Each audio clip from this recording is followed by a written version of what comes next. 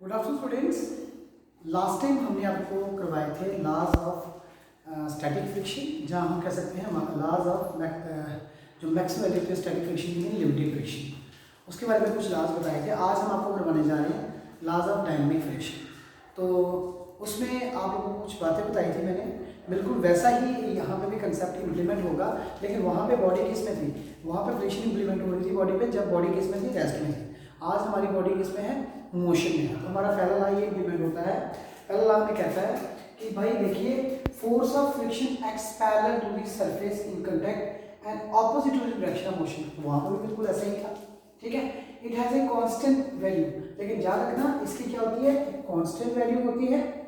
Constant value क्योंकि depend करती है upon the nature of to surfaces in contact कहता है वो डिपेंड किस पे करती है कि उन दो सरफेस आपस में कांटेक्ट में आए हैं, ठीक है, उनके नेचर। देखो ये डिपेंड करता है इसमें value depend upon the nature of the two surfaces in contact. जो वो दो सरफेस आपस में कांटेक्ट में आए हैं उनका नेचर क्या है। तो उसके तो पहले क्या है इसका law, force of friction acts parallel to the surface in contact, ठीक है, acts parallel to the surface in contact and opposite to the direction of the motion. तो आप लोगों को मैंने पहले भी बहुत बार बताया है कि जो फ्रिक्शनल फोर्स होती है वो always opposite to the direction of the motion of the body होती है, ठीक है। और इसकी जो वैल्यू होती है वो किस पे डिपेंड करती है, depending upon the nature of the two surface in contact, ठीक है। ये हमारा था फर्स्ट लॉ।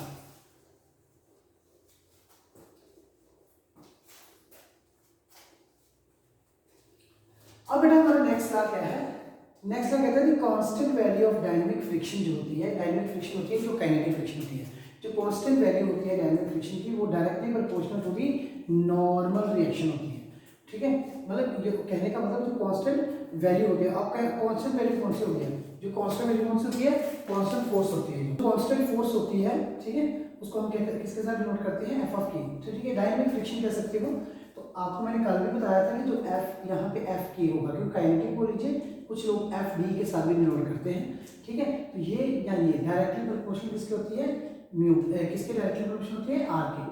आर क्या है आपका, नॉर्मल डायरेक्शन। मैंने आप लोगों को कल भी डिस्कशन में बताया था कि नॉर्मल फोर्स अगर कोई इस तरह की बॉडी है, यहाँ पे एंगल ऑफ फ्रिक्शन बनता है, तो बॉडी टेंड्स टू स्लाइड, जहाँ से बॉडी स्लाइड करती है तो यहाँ पे तो आपको पता है एक वर्टिकल नॉर्मल, यहाँ पे नॉर्मल डायरेक्शन होती है। एक्चुअली ये भी फोर्स ही होती है, एक फोर्स इधर को लगती है एक इधर को। अगर यहाँ पे आप लोगों का वेट mg है तो it should be theta and it should be mg cos of theta. तो ये यहाँ पे mg sin ऑफ थीटा होगा। तो ये आपकी फ्रिक्शनल फोर्स होगी। अगर बॉडी इस तरफ स्लाइड कर रही है तो फ्रिक्शनल फोर्स अपोजिशन में, अगर बॉडी ऊपर को जा रही है तो नीचे को इसके अपोजिशन में फोर्स लगेगी, फ्रिक्शनल फोर्स, ठीक है। तो यहाँ पे आप लोगों ने बताया था कि अब यहाँ पे क्या है, जो एफ के है वो डायरेक्टली प्रोपोर्शनल किसके है, नॉर्मल डायरेक्शन के। तो एफ के आ गया आप लोगों का म्यू, ठीक है। ये आप लगा सकते हो म्यू के, क्योंकि के से अब कल हमने लगाया था म्यू एस। तो यहाँ वो स्टैटिक फ्रिक्शन थी, जो मैक्स वैल्यू होती है स्टैटिक फ्रिक्शन को, उसको लिमिटिंग फ्रिक्शन भी कहा जाता है। तो यहाँ पे आप लोगों ने बताया कि एफ के इज इक्वल टू म्यू के इनटू आर। अब म्यू के क्या है, वेर के तो आप लोगों को बता दें काइनेटिक फ्रिक्शन है, और जो हमारा म्यू है वो क्या है, म्यू के क्या है, कांस्टेंट वैल्यू है, ठीक है। हम इसे कह सकते हैं कांस्टेंट भी है, और इसको हम कहेंगे कोफिशिएंट ऑफ काइनेटिक फ्रिक्शन। इसको हम क्या कहेंगे, कोफिशिएंट ऑफ काइनेटिक फ्रिक्शन, ठीक है। तो ये भी आप लोगों ने याद रखनी है। तो हमारी सेकंड जो लॉ है वो यही कहता है कि जो फोर्स ऑफ फ्रिक्शन होती है वो always directly proportional to the normal reaction. जितना ज़्यादा नॉर्मल रिएक्शन होगा उतनी ज़्यादा फोर्स होगी, ठीक है।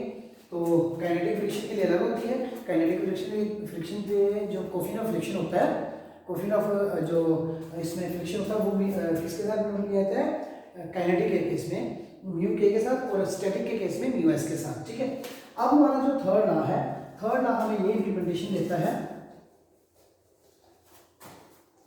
देखो थर्ड लॉ कहता है force of kinetic friction is independent. जो कहता है फोर्स ऑफ काइनेटिक फ्रिक्शन होती है, फोर्स ऑफ काइनेटिक फ्रिक्शन होगी एफ ऑफ के, कहता है ये इंडिपेंडेंट होती है ऑफ एरिया।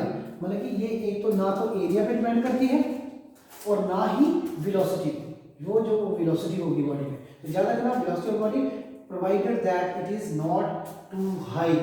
ये भी बात ध्यान में रखनी है कि वो जो वेलोसिटी है, जो वेलोसिटी होगी वो ज़्यादा हाई नहीं होनी चाहिए।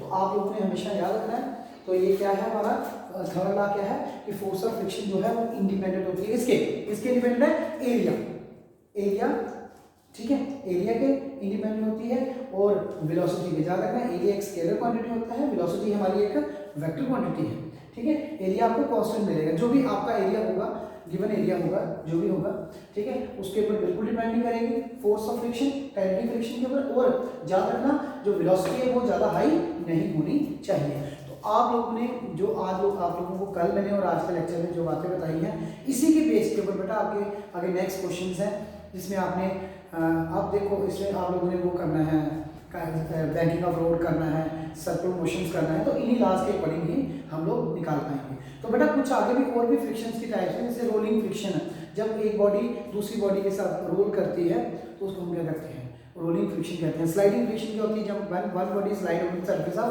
अनदर बॉडी, तो उसको हम स्लाइडिंग फ्रिक्शन भी कहते हैं। वो टाइप्स हैं फ्रिक्शन की, लेकिन जो मेन टू टाइप्स थी उनके दो लॉज आपने याद रखने हैं। पहली टाइप हमारी वो थी स्टैटिक फ्रिक्शन, जिसको आप लिमिटेड फ्रिक्शन भी कहते हो, लेकिन जब मैक्सिमम वैल्यू है स्टैटिक फ्रिक्शन की। और एक हमने बताई है डायनेमिक फ्रिक्शन के बारे में। किसके बारे में बताया, डायनेमिक फ्रिक्शंस के बारे में। तो ये थे लॉज, तो इनको प्रिपेयर करिए, फिर हम स्टार्ट करेंगे next topic. Thank you very much.